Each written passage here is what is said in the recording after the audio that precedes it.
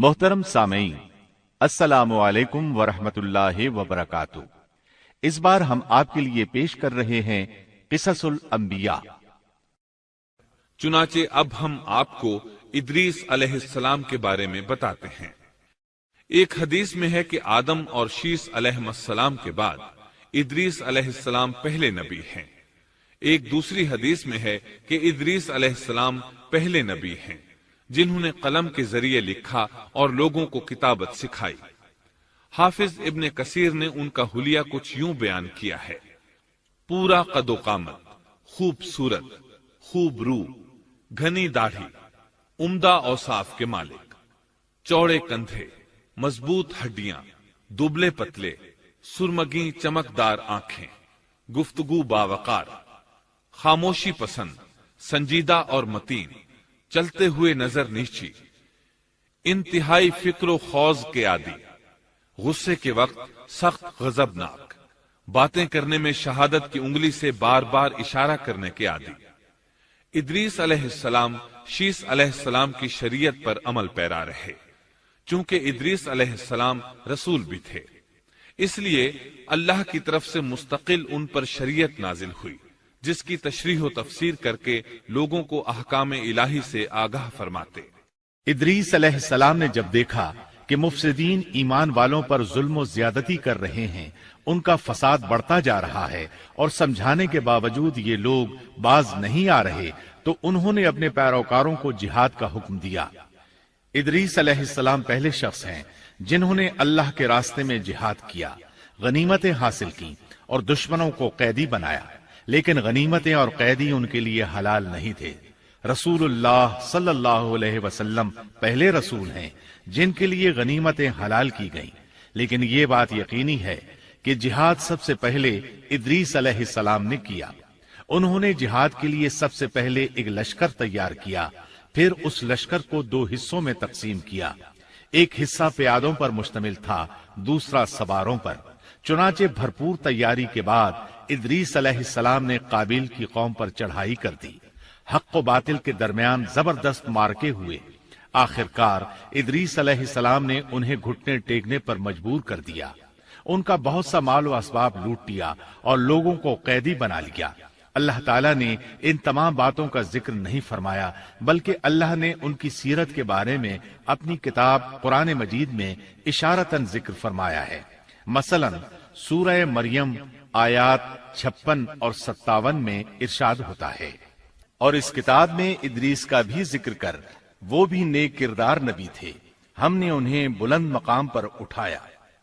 उनके बुलंद मर्तबे के बारे में बुखारी और मुस्लिम में हदीस मौजूद है कि नबी करीम सल्लल्लाहु अलैहि वसल्लम ने फरमाया, मैंने मेराज की रात चौथे आसमान पर इदरीस अलैहिस्सलाम से मुलाकात की। वो चौथे आसमान पर बुलंद मकाम पर फाइज थे। इब्ने जरीर ने एक रिवायत बयान की है। वो रिवायत इस बात की वजाहत करती है कि अल्लाह ताला के इरशाद वरफ़अनाहु मकानन अलिय्या से क्या मुराद है, इसका क्या मफहूम है।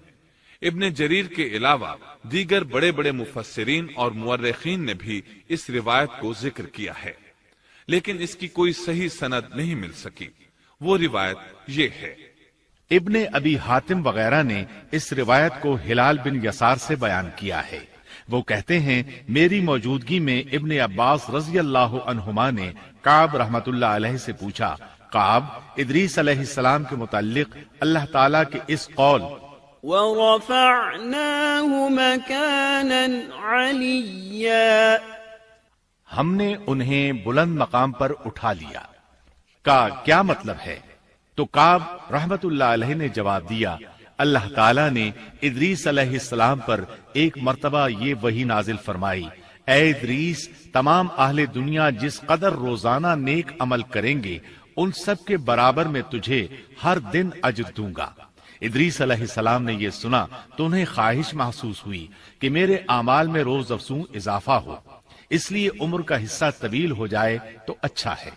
उन्होंने वही इलाही और अपने इस ख्याल को एक रफीक फरिश्ते पर जाहिर करके कहा, इस मामले में मौत के फरिश्ते से गुफ्तगू करो ताकि मैं नेक आमाल का ज्यादा से ज्यादा वक्त हासिल कर सकूं। اس فرشتے نے جب یہ سنا تو ادریس علیہ السلام کو اپنے بازوؤں پر بٹھا کر لے اڑا۔ جب یہ چوتھے آسمان سے گزر رہے تھے تو موت کا فرشتہ زمین پر آنے کے لیے اتر رہا تھا، وہیں دونوں کی ملاقات ہو گئی۔ دوست فرشتے نے موت کے فرشتے سے ادریس علیہ السلام کے بارے میں گفتگو کی۔ موت کے فرشتے نے دریافت کیا، ادریس علیہ السلام کہاں ہیں؟ اس نے کہا، میری پشت پر۔ موت کا فرشتہ کہنے لگا، مجھے اللہ کی طرف سے یہ حکم ملا ہے کہ چوتھے آسمان پر ادریس علیہ السلام کی روح قبض کروں، اس لیے میں سخت حیرت میں تھا کہ یہ کیسے ممکن ہے۔ ادریس علیہ السلام تو زمین پر ہیں۔ چنانچہ موت کا فرشتہ ادریس علیہ السلام کے پاس آیا، ان سے اجازت طلب کی اور ان کی روح قبض کر لی۔ انبیاء کو یہ امتیاز حاصل ہے کہ فرشتہ ان کی اجازت کے بغیر ان کی روح قبض نہیں کر سکتا، اور رسول اللہ صلی اللہ علیہ وسلم کو تو یہ اختیار دیا گیا کہ آپ دنیا میں مزید رہنا پسند کریں تو رہ سکتے ہیں، یا پھر رفیق اعلیٰ کی رفاقت کو پسند کر لیں۔ آپ نے رفیق اعلیٰ کی رفاقت کو پسند فرمایا۔ اس طرح ادریس علیہ السلام کی روح چوتھے آسمان پر قبض کی گئی۔ انہیں بھی عیسیٰ علیہ السلام کی طرح آسمان پر اٹھایا گیا۔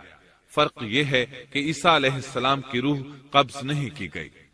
یہ واقعہ نقل کر کے کعب رحمت اللہ علیہ فرماتے ہیں کہ اللہ تعالیٰ کے ارشاد وَرَفَعْنَاهُ مَكَانًا عَلِيًّا کی تفسیر یہی ہے، لیکن درست بات یہ ہے کہ یہ اسرائیلی روایت ہے۔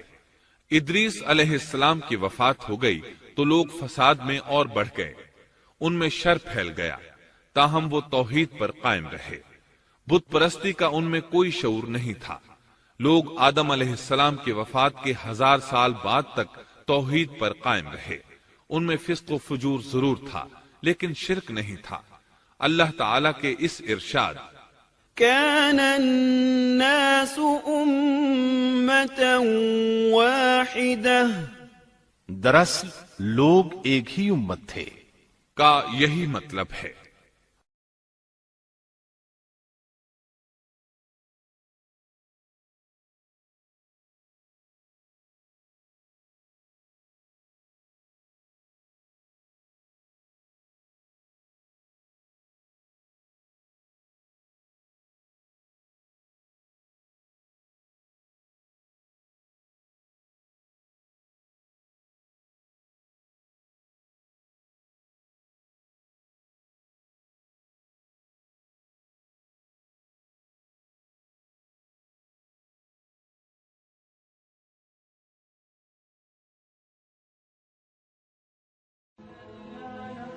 Thanks for watching. Don't forget to like, comment, share and subscribe to